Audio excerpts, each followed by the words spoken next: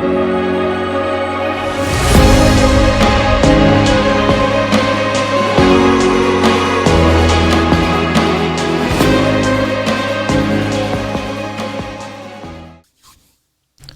pessoal, bom dia, boa tarde, boa noite.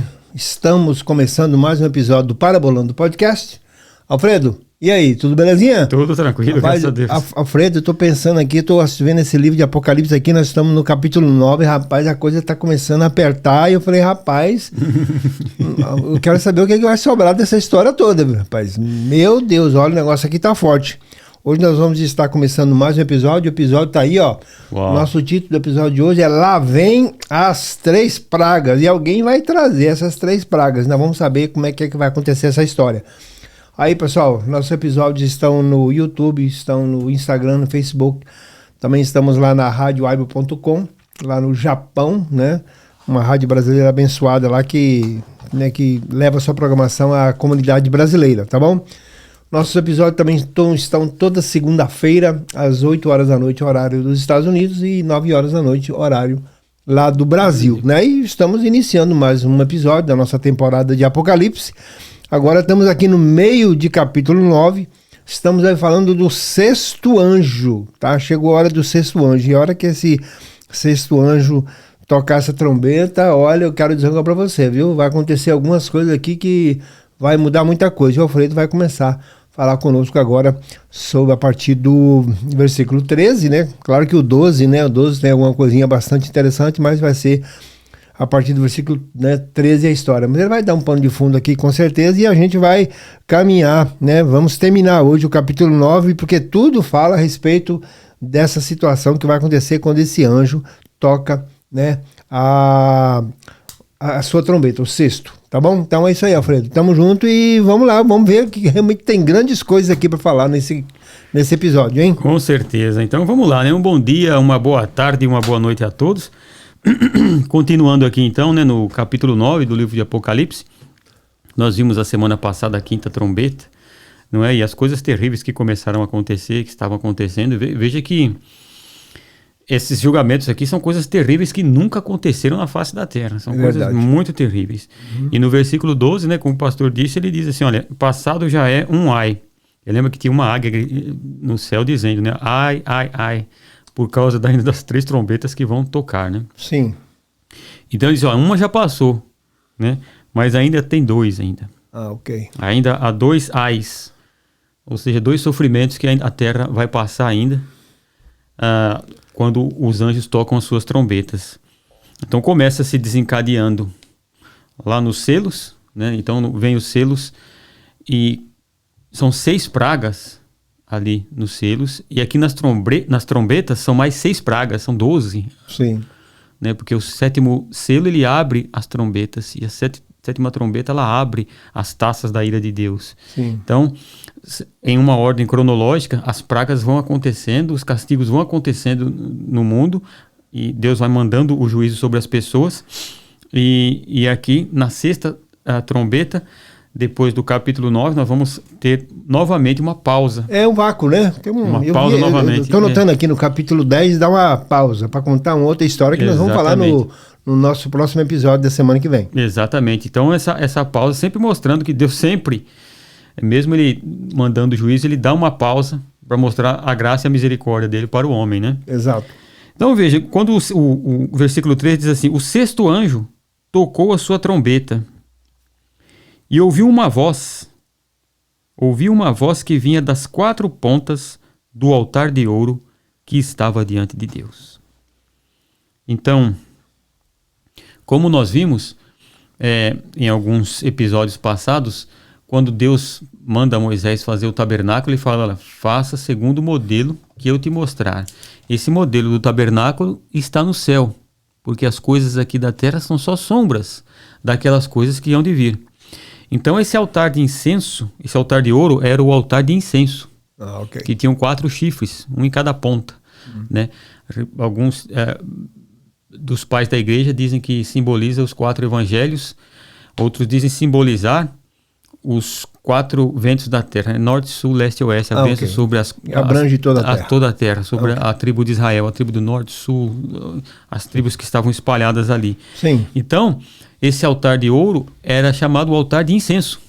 Exato. Onde nós vimos que as orações dos santos são jogadas justamente neste altar diante de Deus. Então, lembrando que nós víamos que os mártires pediam para que o sangue deles fossem vingados, e depois essas orações dos santos que subiam e enchiam as taças dos anciãos que estão em volta do trono de Deus, foram colocadas no incensário, e esse incensário, aquele anjo vem e joga neste altar. Ok, muito bem. Então, quando João fala que o sexto anjo toca a trombeta, ele ouve uma voz que vinha das quatro pontas do altar de incenso, altar de ouro, altar das orações dos santos. Exato. A qual dizia ao sexto anjo, que tinha a trombeta: solta os quatro anjos que estão presos junto ao grande rio Eufrates. Uma coisa interessante, lá no Iraque, né? Naquela região do Iraque ali. E estavam presos lá. O que estavam fazendo lá preso, Alfredo? Você veja que quando se fala da criação, né? Se fala do rio Eufrates, se fala que divide ali, né, as terras e tal. E então, esses anjos ficaram presos lá. Na minha versão aqui, que é a NVI, está escrito amarrados. Amarrados. Então, você veja que em outro episódio nós dissemos sobre os anjos que estão presos, né? Sim. Em cadeias no inferno. Esses daqui estão presos aqui na terra. Uau. Né? Ok, muito bem. Então veja que nós não podemos ver o mundo espiritual, nós não conseguimos ver. Né? Veja que o apóstolo Paulo, escrevendo em uma de suas cartas sobre a questão da reverência que se deve ter num culto a Deus, ele fala a respeito de como deve se portar, de como as mulheres devem se portar, de como os homens devem se portar, e ele diz assim: por causa dos anjos. A presença, né? A presença. Então, quando nós estamos cultuando a Deus, nós não vemos anjos. Porque o mundo espiritual a nós está fechado ainda, nós não vemos, mas eles estão ali. Como nós estamos aqui conversando aqui, e nós não estamos vendo aqui no estúdio. O que está acontecendo? Nada, mas tem anjos aqui. Assim, também esses quatro anjos estão ali amarrados, perto do rio Eufrates, naquela região onde ninguém pode ver. Mas é engraçado que eles estão amarrados, e muitos comentaristas dizem que desde o pecado, ou depois do dilúvio, alguns colocam, não sabem o tempo, mas eles estão amarrados ali, junto do grande rio Eufrates. E no versículo 15 diz assim: e foram soltos os quatro anjos que estavam preparados para aquela hora, e dia, e mês, e ano. Uau, perfeito, hein? A fim de matarem a terça parte dos homens. Sei, uau. Então, olha que coisa interessante. Tudo no plano de Deus existe o dia, a hora, o mês, o tempo determinado. Né? Nada acontece fora de tempo. Às vezes nós dizemos assim: aquela pessoa morreu antes do tempo. Não existe isso. Né? O Salmo 139 diz, né? Todos os dias do homem estão escritos no seu livro, sem ele ter vivido nenhum deles. Estão escritos lá. Chegou o dia, é o dia. Então esses anjos aqui, por algum motivo, estão amarrados lá e preparados para aquele dia, para aquela hora, e dia, mês e ano. Ok. A fim de quê? Porque eles não foram só... Esses anjos como nós vemos aqui, quando nós vamos para o original grego, são anjos com um poder muito forte, muito poderosos. E aí diz assim: e foram soltos os quatro anjos, tal, e diz assim: o número do exército dos cavaleiros era de 200 milhões. 200 milhões. E eu ouvi o número deles. E assim vi os cavalos nesta visão. E os seus cavaleiros tinham couraças de fogo, e de jacinto, e de enxofre. Agora, uma misturada aí. Agora, quando João vê... Então, nós temos que perceber uma coisa. Aqui, os que entendem, que fazem a interpretação de que João era um homem do primeiro século, mas ele estava vendo coisas do século XX. Sim. Então João olha, ele no século I não tinha as armas que se tem hoje. Sim. Então ele olha e ele fala, como é que eu vou descrever isso daqui para aquele povo que está... Como é que eu vou falar? Eu estou vendo isso aqui. O que eu estou vendo é o seguinte, ó, esses cavaleiros, eles tinham couraças de fogo. Sim. Né? E de jacinto e de enxofre. As cabeças dos cavalos eram eram igual cabeças de leões. E das suas bocas saíam fogo, fumaça e enxofre. Sim. Pode estar se referindo a armas. Da sua boca, né? A armas nucleares, não é? Canhões, né? Canhões. Né? Porque ele olha e fala, pô, esses cavaleiros tinham couraça de fogo. Por exemplo, se você olhar para um tanque de guerra, o que ele parece? Um animal. Para mim, ele parece um sapo grande. Um sapo grande. Um sapo grande. Tá? Um touro, né? Um bicho... Um bicho forte, né? Você olhar... Então, se você é uma pessoa que você vê um exército desse, quando você está no primeiro século, e de repente Deus te mostra coisas do final, como é que você descreve isso? Por exemplo, agora nós temos os drones. Como é que você descreve um drone, né? Entendeu? Porque se você vê as invenções lá de Leonardo da Vinci, lá de 1500 e pouco mais ou menos, você vai ver que o cara tinha as ideias, eu não sabe, rapaz, como é que o cara teve uma visão daquela de, né? Até de helicóptero, estilo helicóptero, né? Helicóptero, que é uma coisa nova, né? Entendeu? Então a visão dele, o que ele viu aqui, né? É uma coisa, né? Quando vê, por exemplo, se um homem do primeiro século visse um drone, ele ia falar, eu vi um pássaro que tinha 4 asas. Exatamente. Por exemplo, 4 pequenas asas. Isso, por aqui está dizendo, a boca lançava um fogo. Na Guerra do Vietnã foi lançado lança-chamas. Lança-chamas, né? Eram homens, né, com equipamento e lançando chamas. Tá aqui, lançando chamas. Tá aqui, então né? ele olha ali, ele vê. Então pode ser que seja, isso pode ser que seja algo demoníaco, algo, mas tem a probabilidade de ser alguma dessas coisas. Sim. Né? E ele diz assim, o poder do cavalo está na sua boca e nas suas caudas, pois as suas caudas eram semelhantes a serpentes e tinham cabeças e com elas causavam dano. Você vê quando que se lança um míssil que ele deixa aquele rastro, né? Parece uma serpente, não é?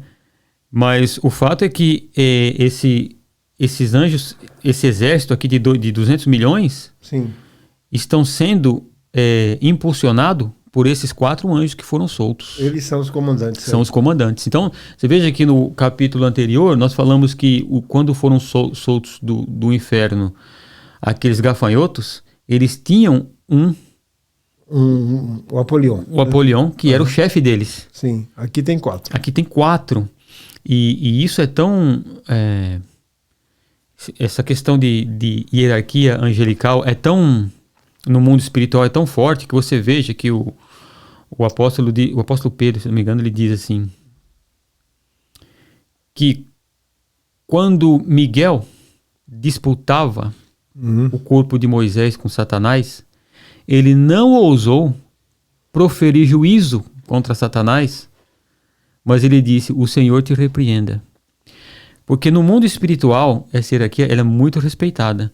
Ainda que Satanás seja o inimigo, o anjo maligno do mal, a hierarquia dele estava acima da de Miguel.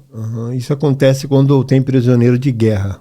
Tá? Quando você prende, né? Quando o prisioneiro de guerra que ele tem uma patente, né? Por exemplo, tem uma patente, ele é o tenente, né? Ele é o comandante da tropa, né? A situação dele é diferente. Ele tem um reconhecimento por parte, né, do inimigo, né? Que ele, no caso, seria o comandante. O tratamento pelas leis de guerra, que tem, né? No caso, as leis de guerra, assim, internacionais. As leis internacionais de guerra, porque tem os crimes de guerra, a não ser que aconteça crimes de guerra, mas caso contrário, tá? Os comandantes, eles teriam uma posição não privilegiada, mas uma posição que é reconhecida que eles são comandantes. Superiores, né? Independente da situação que está acontecendo. Eles são superiores. Então, no reino espiritual é assim. Então, você veja que o arcanjo Miguel, ele sabia, falou, ele é o do mal, mas a patente dele está acima. Então, só dando uma cutucadinha aqui, esse negócio de pisa na cabeça, como é que é? Como é que é esse negócio aí? Como você veja, né? Okay, muitas pessoas falam isso. Muitas pessoas entram... Na simplicidade. Na simplicidade, às vezes, a pessoa entra e... Usa aquele versículo lá de Gênesis, lá do comecinho, né? Então você veja... Olha bem, vamos lá. Que o único que pode pisar a cabeça da serpente é a semente da mulher, que é Jesus. Sim. quando nós vamos contra qualquer principado, qualquer potestade que Paulo fala que nós temos que lutar, Sim. nós vamos no nome de Jesus Cristo. Ok. É por isso que é no nome dele que se submetem os demônios. Então, essa pisada aí... Então, quando a pessoa fala, eu faço, É problema, gente. é problema. Isso é um problema. Sim. Não é? Assim o mundo espiritual não é uma coisa assim... Às vezes a pessoa, por falta de conhecimento, ela comete erros Certo. que são perigosos. Entendi. Questão de hierarquia, então. De hierarquia. Então é por isso que nós usamos o nome de Jesus Cristo. Ah, ok. Não é? Que ele é o cabeça de todo o principado e de toda a potestade, né? Sim. Ele tem toda a autoridade e tudo está debaixo dos pés deles. Então o que acontece? No versículo 18 diz assim: por estas 3 pragas foi morta a terça parte dos homens, isto é, pelo fogo, pela fumaça e pelo enxofre que saíam das suas bocas. Aqui fala cavalo e cavaleiro, né? No caso, os cavaleiros aqui seriam, no caso, anjos também? Também. Né? Né, que são um exército de cavaleiros montados em cavalos, né? São as suas armas de guerra, né? Então você veja que aqui nós chegamos, veja que nos selos a 4ª parte dos homens foram mortos. Né? Sim. Aqui mais a terça parte. Okay. Então nós juntando lá 25% dos homens, mais 33% daqui, Sim. dá mais de 50% da humanidade morta. Sim. A Terra chega aqui. Nesse estágio da tribulação, a Terra chega a um ponto que ela não vai dar mais tempo de... Não terá mais como sobrevivência na Terra. Sim. Não existe mais como. Mas daqui a gente vai olhando um pouquinho aqui para frente, daqui a pouco você vai ver o que é a dureza do coração do homem. Tá? Mesmo com tudo isso que está acontecendo, né? A gente vai, né? O Alfredo vai continuando aqui. Você vai ver, porque às vezes a gente fala assim, mas por que tal pessoa ouve tanto, né? Tem tanta experiência, tem tanta palavra, tem tanto recurso hoje que nós temos mas as pessoas continuam no mesmo caminho e não mudam. A gente vai ver sobre isso. Então você veja que 50% da humanidade foi morta até esse período. Sim. Aqui já não tinham mais grãos, lembra que nós estamos falando sobre isso. A terra foi queimada, a erva foi queimada, destruição.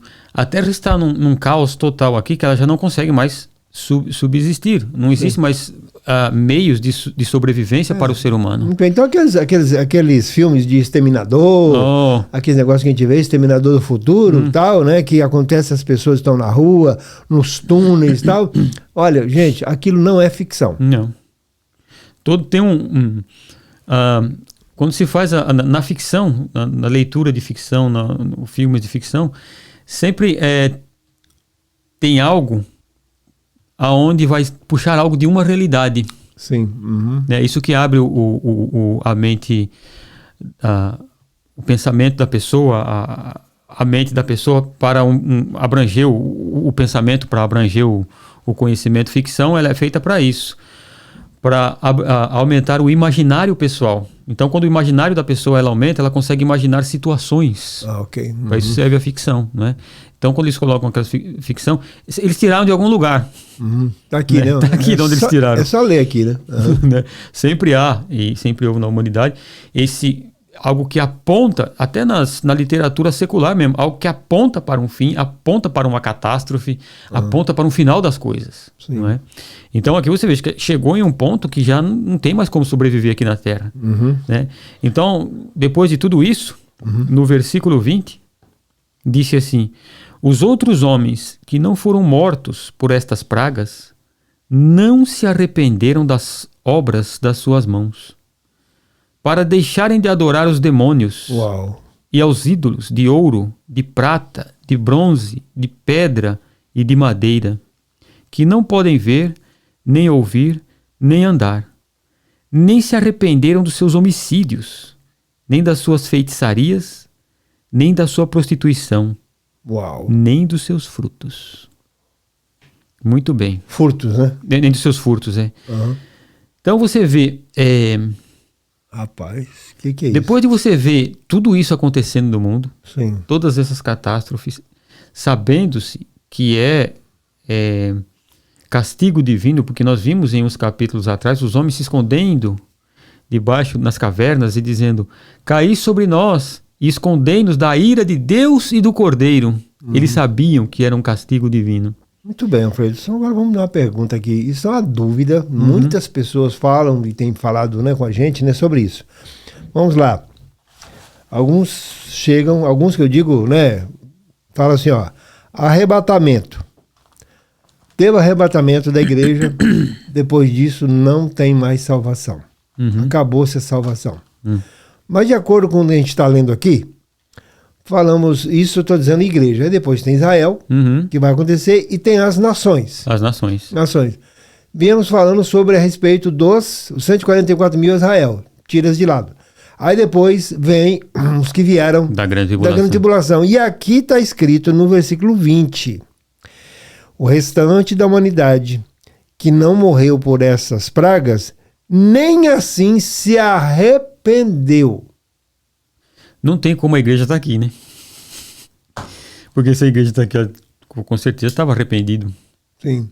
Então, a pergunta é, nem assim se arrependeu. Então significa que até esse ponto aqui, tá, mesmo que está dizendo que não se arrependeu, essas pessoas. Então significa o quê? Que as pessoas que resistirem a essa situação anterior, eles poderiam ser salvos aqui? Os que não... Porque ali na frente vai ter a marca que foram da besta, mortos, e por que eles foram mortos? A gente não sabe como foi a perseguição, como é que foi, o que exato, exato. Uhum. Nós vamos ver as duas testemunhas, depois nós vamos ver, vai falar, vai retratar ali sobre a besta, sobre o anticristo, o falso profeta, né? Sim, porque algumas coisas, porque aqui não é uma ordem cronológica. Aqui está falando das pragas. Sim. E ali pormenoriza Sim. os agentes aqui dentro dessas pragas. Nós vamos ver no capítulo 13, 14, 15 falando sobre isso. Sim, ok. Né? Então, por isso que é importante acompanhar, né? É importante acompanhar para nós vermos, porque aqui está falando de todas as pragas, todos os juízos que são lançados sobre Deus. Aí capítulo 10, ele dá uma pausa. Capítulo 11, vamos falar sobre as duas testemunhas. Sim, uau, isso é que pregaram nesse tempo aqui de tribulação. Sim. Pregaram por quê? Exatamente. Qual o objetivo de uma pregação nessa época? Exato. Quem são essas duas testemunhas? Se a igreja já não está mais aqui. Já não está mais aqui, exato. Qual o objetivo dessa pregação? Desta pregação. E aí nós vamos ver, né?